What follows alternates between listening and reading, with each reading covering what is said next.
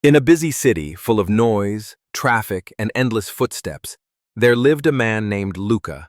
But no one really knew his name. People just called him the homeless guy near the bus stop. He didn't mind. He had stopped caring about names a long time ago. Luca once had a life, a job, a home, even dreams. But one bad decision followed by another led him to the streets. He lost his job, his house, and finally, his hope. The city didn't slow down for people like him. It moved on, and he was left behind. Every morning, Luca would sit near the corner of the old bus terminal with a tin cup and a worn-out blanket. People passed by, sometimes dropping coins, sometimes pretending not to see him at all. Children looked at him with curiosity. Adults looked away with guilt. Luca never begged loudly. He never chased anyone. He just sat there, quietly hoping someone might notice him. Not just see him, but notice him. But hope was a fragile thing. And every night, when he lay under the open sky, he wondered if the world had forgotten him completely. One cold evening, as the sky turned orange with sunset, a man in a suit walked past Luca. He looked busy, headphones in his ears, coffee in one hand, briefcase in the other, just like everyone else. But as he stepped forward, he paused. He turned back and walked toward Luca.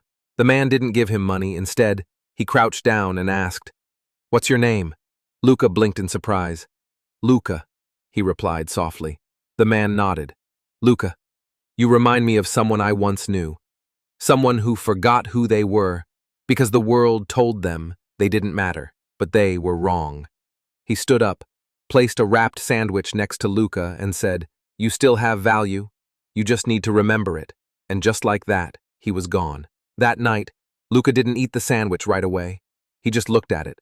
For the first time in months, someone had spoken to him, not as a burden, not as a shadow, but as a human being. That small moment, those few words, they stirred something inside him, something long buried.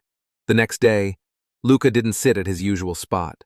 Instead, he walked to a nearby church and asked to help clean. They looked at his clothes and hesitated, but one elder man said, "Let him. Work cleans the heart." So Luca cleaned. Every day, no pay, no promises, just quiet service. He swept the floors, washed the bathrooms, and helped in the kitchen. And with each passing day, he began to feel less invisible. After a few weeks, the church offered him a small job, just enough to buy clean clothes and rent a tiny room near the bus terminal. It wasn't much, but it was his. For the first time in a long time, he had a door to lock, a bed to sleep in, and a mirror that didn't scare him. Months passed. Luca saved every euro he could. He started selling coffee outside the terminal in the mornings. He greeted each customer with a smile and a simple thank you. People noticed his kindness. They liked the calm in his voice. His coffee stand became popular, not because of the coffee, but because of the man who served it. One day, a familiar face appeared at his stall. It was the man in the suit, the one who had asked his name that evening months ago. He looked at Luca and smiled. "You look different," he said. Luca smiled back. "I feel different." They talked for a few minutes. The man listened as Luca shared his journey, how a single sentence had reminded him of his worth, how it sparked a small fire inside that grew into a second chance. "You changed my life," Luca said. "Not with money, not with pity, but with words." The man nodded. Sometimes all someone needs is to be reminded that they still matter. Years went by. Luca's coffee stand grew into a small cafe, then another.